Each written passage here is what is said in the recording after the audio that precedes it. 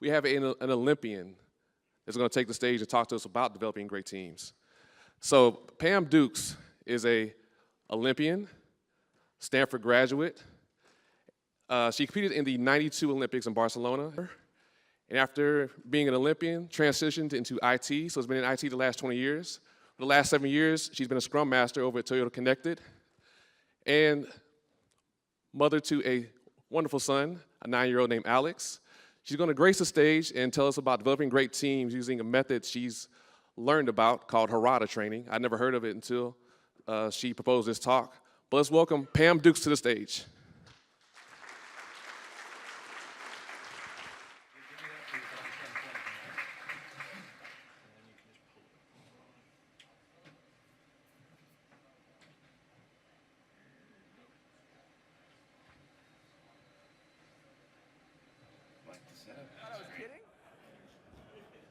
Come on, I'm doing my Ellen selfie. Here we go. Wave, smile. All right, I'm coming over here. Stay up. All right, smile. Okay. Raise your right hand. Repeat after me. I promise to listen to Pam, to be open to what she says, and to hopefully learn something. You may be seated. That was powerful. It's an honor to be here. Thank you all for coming. Hopefully I'm going to teach you something different. I learned something new this May, and I got really excited about it, and I'm excited to share it with you. Without further ado, this is my narcissism slide, as our speaker said. I was taught that you do better with pictures versus words, so here are my pictures. The slide on the left is me when I arrived at Stanford University as a freshman. And let me just say, sweats are very forgiving. I'm just saying. The slide next to it, I won the indoor nationals in the shot 5 years later. You see I'm showing a little bit more skin there, feeling pretty good about myself. And then from that, I went on to compete in various international teams for my country.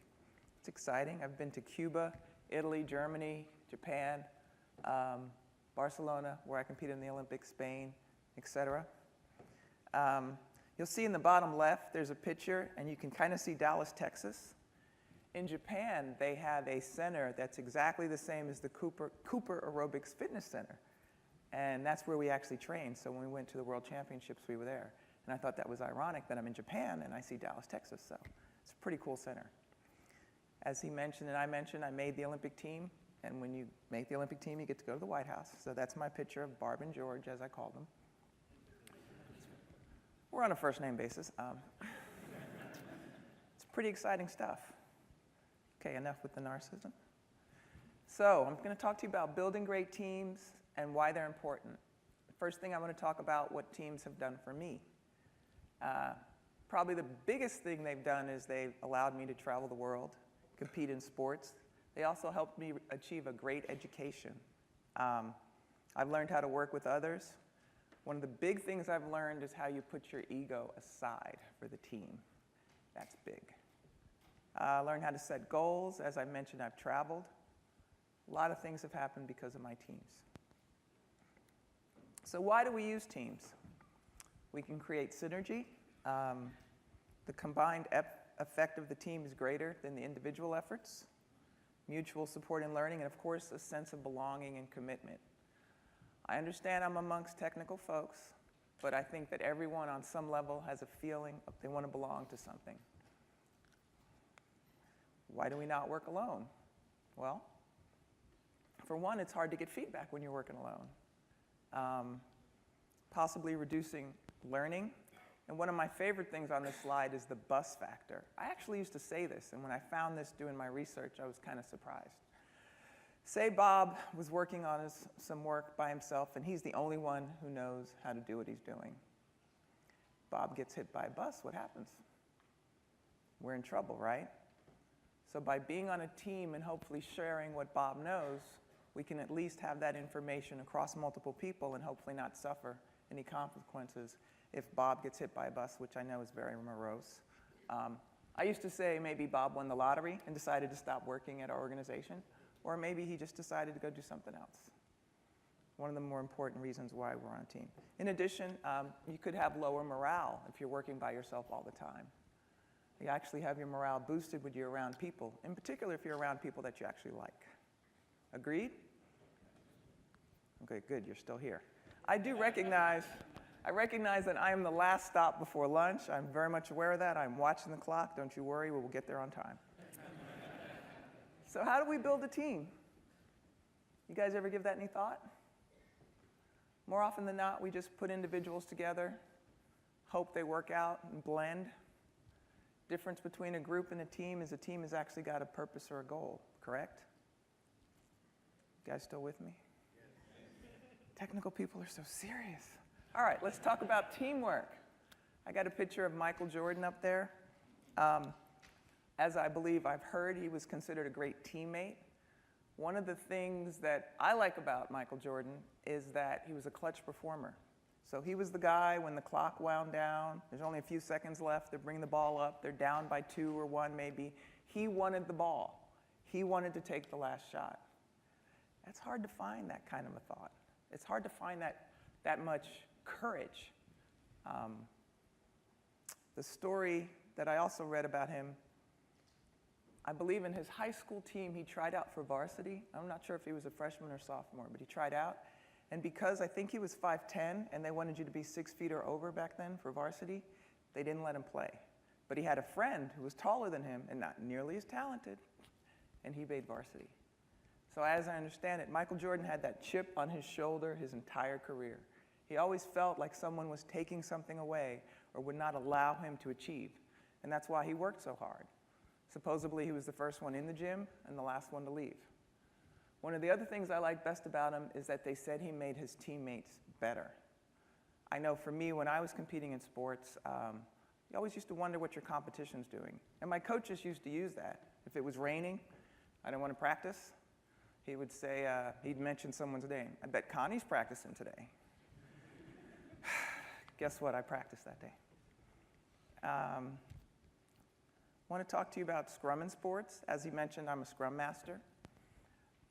Scrum is actually, it evolves from a sports team, rugby. Is everybody familiar with what rugby and Scrum? Okay. I didn't know how detailed I needed to go here. So, the funny thing about this, and I read about it, is you see that formation they're in on the left? To me, that looks painful. My back hurts a little just looking at it. What they do is they get in this formation to replay the ball, and they throw the ball in underneath, and then they kind of push and vie for the ball, and then whoever has possession of the ball when it comes out, that's who gets to maintain the ball. And more often than not, the team with the ball after this is the one who wins the game. It's a lot. I always think about the jump ball or flipping a coin, but if this is what they're going to do, this is what they're going to do. I also have a picture here of the Agile Manifesto. I made a connection between sports and Scrum. I want to make sure everybody's familiar with the terms.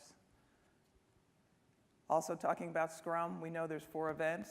We know there's 3 roles, the product owner, the Scrum team, and the PO. And then I also have the plan, do, check, act, the circle there, showing the iterative process. As far as Scrum team characteristics, things you need to consider when you're building a Scrum team: what kind of knowledge do you have? How much training have the people on the team had? You know, what kind of personalities? Lots of studies about different ways you can build great teams. What's the motivation? How do people react in certain situations? One of the things that I find constantly is the one go-to for me is the Tuckman model. Bruce Tuckman was a psychologist who created this model in 1965. And in 1970, he added the adjourning phase. So when we bring a group together with a goal, we go through the forming stage. Just getting together, getting to know each other, trying to figure out what the goal is. From there, from forming, we go to storming. Now we start jockeying for position. Leaders arrive. People decide, you know, I want to take charge, we're going to do it this way, and so forth. Hopefully at some point they work through that and they get to the norming phase. We're all in it together. We might as well work together. Let's come up with a plan to hit our goal. And then for me, the best stage is the performing stage. That's what I call the high-performance team stage. And when you get to work with a team that's a high-performing team, there's nothing like it. It makes your job easy. I'm really glad he added the adjourning phase here, because one thing people don't necessarily realize is when you've worked with someone for a while, 6 months, a year, or longer, and then the group breaks up or someone leaves, you want to make sure you recognize the people who participated. You want to make sure that there's awards, maybe you have some sort of event, team building, and make sure that there's some sort of way to stay in touch with the people that were on these teams. It's difficult if the team just breaks up and there's really nothing at the end. So I find that any team that I work with, as I notice these stages, I also want to make sure, okay, the teams we're changing, we're adding people. We want to do something to recognize that. Let's talk about high-performance teams. You'll see on the left, there's a Toyota pit crew there. I work for Toyota Connected, so I know what I'm doing here.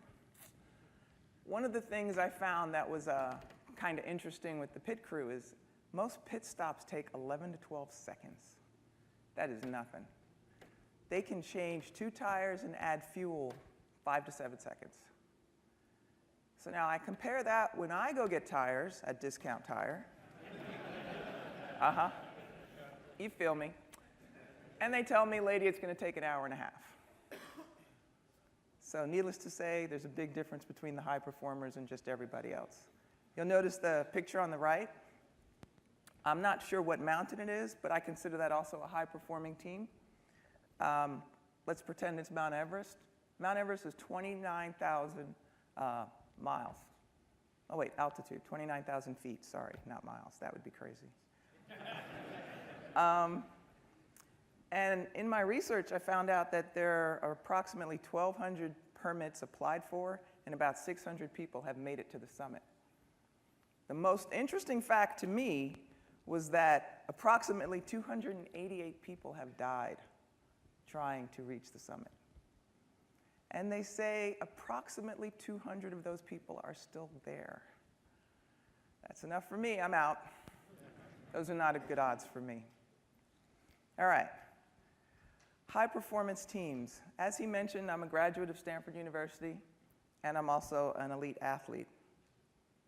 When I first started doing Scrum, it felt very familiar to me. And I was trying to figure out why is this so easy? Why are the terms and the way things work? What is it about Scrum? And then I made the connection, and I'm going to share it with you. So if we look on the left, we have various events, roles, and so forth in Scrum. We're going to compare that to my experience. So I'm an elite college athlete, and I have a bunch of people that are telling me what to do, and we have goals and responsibilities to do. So if I'm on a sports team, who do you think my chief product owner would be? Coach. Head coach. Agreed? Because the head coach is the one who makes sure all the athletes that are coming in, there's someone that they want to bring in, they have belief and faith in them, they make the decision, yeah, we could give that person a scholarship, or yeah, we're going to bring that person in. So if the head coach is the chief product owner, who would the product owner be? Don't be shy. Assistant, good. Assistant coach, exactly. So as I looked at the structure with Scrum, I realized I've done this before. Scrum Master. Who do we think the Scrum Master might be on a sports team? Sorry? For me, it was a little bit harder because there's multiple assistant coaches and you have the head coach. So I think this is the team captain or maybe even the manager. What about the dev team? This one's a little obvious. The teammates, right? Have you guys looked at these before? You're doing pretty good. Okay, what about release and roadmap planning? What might that look like in a sports organization? Actually, it's the plan. So when I got to school, you meet with your coach. They ask you what your goals are. You tell them, okay, I think I can do such and such. And then they tell you, well, no, you can actually do such and such. Their dreams and their beliefs in you are much higher than what you have. And then they make a plan. And this is not easy because, for example, I'll give you some of my history. I threw the shot put sophomore year in high school. It was my first year. And the first year I threw the shot, I won states. The second year I threw the shot, I had the second farthest throw in the country. So at that point, started getting letters, started realizing, okay, this might be a thing. I think I need to keep doing this. So when I met with my coach, I think I came into Stanford, my best shot put throw was 46 feet 8 inches. So when he says, okay, what do you want to throw this year? Let's go 48 and a half feet. Okay, you're going 50. Okay. As I said, coaches have a bigger dream than you do. So he would create a weightlifting and training schedule for me for the whole year and say, okay, you need to peak about a month before nationals. We have the big cow meet, and then we have indoors. So he would decide the 3 times that I would do my best, and then he had to back in all of my training so that when I would meet with him in the week or the month, he would give me a schedule. Okay, you're going to throw Monday and Wednesday shot. You're going to throw hammer on Tuesdays, Thursdays. You're going to lift Monday, Wednesday, and Friday. You're going to do plyometrics on Tuesdays, and so forth. It was all laid out. All I had to do was show up. Sprint planning, we would get together at the beginning of the week. How are you feeling? I feel good. Okay, let's go with the plan. So every day, I would go with the plan. What might the daily stand-up be in this situation? Training. Before each practice, I would either stop by his office and say, what's the plan? How are you feeling? Good. Okay, let's go on with what we're going to do. Some days things weren't good. Maybe I didn't get enough sleep. I didn't feel so well, so he would adjust the plan on the fly. Sprint review. At the end of the week, if there was not a competition, we would do practice participation or beat throws. So he would call my name. I would pick up the implement. I would walk into the ring. I would pretend I was at a meet, and I would actually do the best I could on those throws. And then he would measure them. And with that, he would be able to say, okay, we're right on target. That's not really good. I think your legs are dead. And then he would adjust my training. And then last but not least, after that, we would look at the result, and we'd say, are we on track or not? Have our retrospective and adjust the plan. See the connection? Make sense? I see head nodding. I know. We're getting there to lunch. We're getting there, folks. We're going to get there. Okay. What's your life goal? Does everybody here know what their life goal is? How many people do? Okay, we see some hands. How many people don't? Okay, how many people are just hungry? Because I can clearly see. Clearly, you're ready to eat. So I went to a training. Nigel Thurlow is my coach and my boss at Toyota Connected. And he brought in someone for training called, his name is Jim Lippens. And he put this slide in our training, and he put it up on the board. And when I saw it, I started getting angry. Like, oh, God, what's my life goal? I should know what that is. When are you supposed to know? In your 20s? 30s? 40s? So I started getting angry in class. I said, okay, I'm going to figure this out. Now, please know this is not a sales pitch. I'm not selling anything. There's nothing to buy. I'm merely going to share my experience with you in this training, okay? So, we learned something called the Hirata Method. This is the book that the training came from. And the reason I think it connected with me is because it focuses on yourself and what you want, as well as your service to others. One of the best things about this training and this plan is that you have a coach. And it allows you to focus on the whole package, mind, body, spirit. And more importantly, it works on your happiness factor. So you're saying, okay, what is that? When you use the Hirata method, you actually set a goal. We set a 3-month goal in class. So you fill out the paperwork, you decide, okay, what do I want to do? The goal can be anything. It's got to be something that's passionate and strong for you. You can't just do a goal because you're at work and you're going to do a work thing. Some people wanted to lose weight. Some people wanted to buy a home. Some people wanted to learn a new language. The whole spectrum. It's totally up to you. I had wanted to do training with my boss. So I decided, okay, my goal is I'm going to do a training module. I'm going to figure out what I'm going to do. I'm going to put it together. And in 3 months, I'm going to go to his training. He trains maybe 30 to 50 people every few weeks. And I'm going to do my module. That's my goal. So I was fortunate because in that training, there were several people there, and I decided, okay, I'm going to take more than one coach, because I do real well with coaches. I have a history, So I set up 5 coaches. The guy who taught us was my coach. My boss is a coach. One of the organizers here, Mark, is a coach. He's over there waving at me. And then one of the Scrum Masters who I saw every day. Accountability is huge when you're trying to set a goal. And after I set up my goal, I decided I'm going to give him an update every week. So I went through the framework. And one of the things that helps you as you're going through this process is you have to look at previous times you've set goals and you weren't successful. Having been a project manager, I used to be pretty good at this. Make my list, do my Post-its, cross them off, New Year's Eve, make my list. Something happened, and I stopped doing that. I still made lists, but I didn't get it done. And so I started getting frustrated. Why am I not like I used to be? What is different about me now than previously? So some reason, and again, this was special for me, I connected with this process. So one of the things that Jim talks about as well is 4D lean. He has studied companies, and he has come up with a plan for folks to become more engaged, more passionate, more happy about their work. I'm going to show you a video about that, the 4D lean, and then we'll talk about it briefly, okay? There's no audio. That's all right. Firstly, finding your goal. Okay. Woo. Secondly, choosing the right work environment from the 5 types. 0D, status quo. Although the world is constantly changing, nothing moves around you. It's time to act. 1D, the lemon press.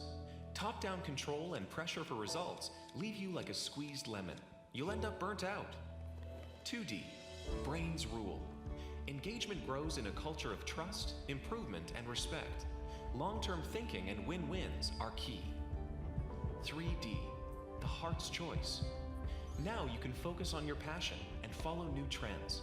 The Hirata Method makes you self-reliant and able to reach your dreams, an essential ingredient for happiness. 4D, an intuitive environment. By striving for a clear mission and a better world, personal time, consciousness, and balance are the new gold. Take the first step to your dream life on 4dlean.com.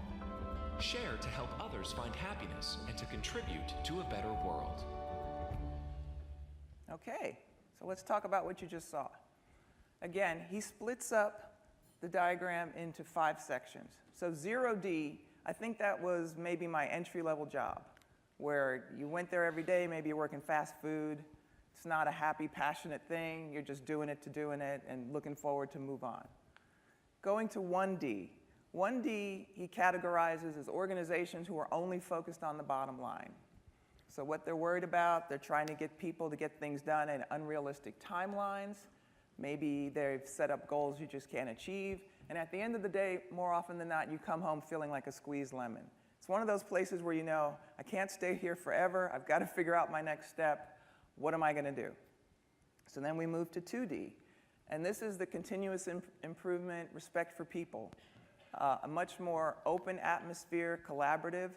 When our instructor came to see our offices at Toyota Connected, he said, you guys are 2D moving on to 3D. So that's a good thing. Of course, when he said we weren't 3D, people weren't happy about that.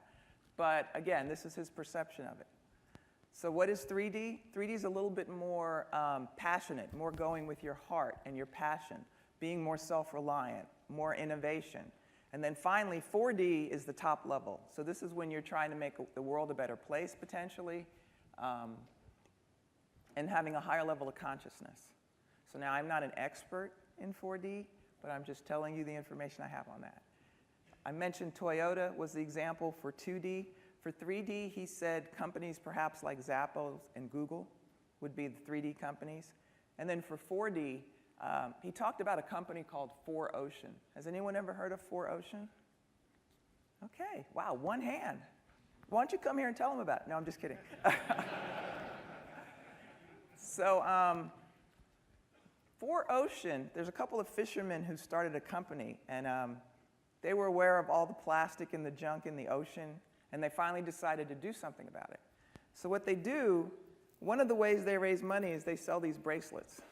They're made from plastic, and for every bracelet you buy, they will remove 1 pound of trash from the ocean. So Imagine how you'd feel going to work for an organization like this who's trying to make that much of a change. That's my example for 4D.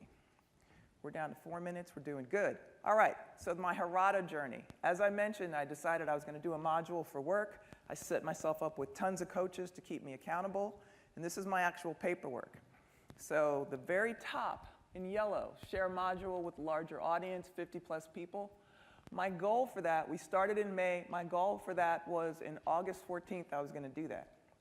Well, my boss is not the most patient person in the world, and one day he came to me and said, you know what, I'm doing a training in 2 weeks. You need to have your module ready.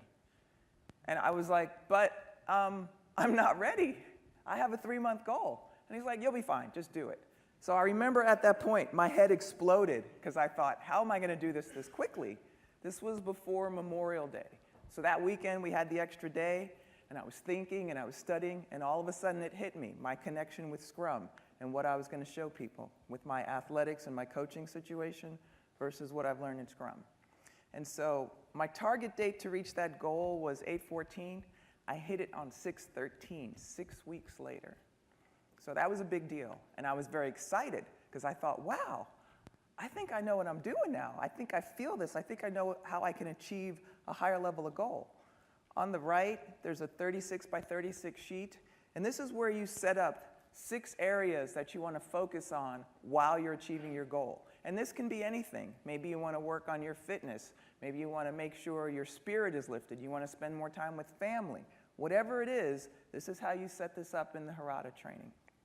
So I'm actually working on my second goal, and my second goal was to become a certified Harada trainer so I could teach others to have the same breakthrough that I did. And I got an email last, I think Monday, that the guy who taught us told me I had achieved that goal and I was going to become a Harada trainer. I was certified. So that's pretty cool. Thank you. Very nice. Thank you. 2 more slides, 2 more minutes. I am hitting this. Okay. Anybody know who Shohei Ohtani is? Some heads nodding. This is a Japanese baseball player, and he grew up in Japan, and I believe one of his biggest characteristics is he had the fastest pitch by a high school person, 99 miles per hour. It's crazy. When it was time to go pro, he was going to come and go to major leagues, but Japan was able to woo him and have him stay there, so he went pro in Japan for a while. And recently, he signed with the Los Angeles Angels, and he is their pitcher. I'm showing you this because he went through Harada training at 16. So this is the kind of thing they're doing with their kids when they're young. And what you see here is the 64 by 64 chart. Mine was the 36 by 36, so it's smaller. But he had to put his together at a higher level. And I would pretty much say it worked for him because at this point, he's doing real well with the Angels. 1 minute, yes. That's it, I'm done. I am honored to be here. I really feel like what I have learned has changed my life, and the proof of it is the fact that I'm standing here. Because in May, I did not think I was coming to DevOps Day to share my knowledge with you, and here I am. Since I have gained my certification, I will start offering training classes, so if you're interested, please contact me.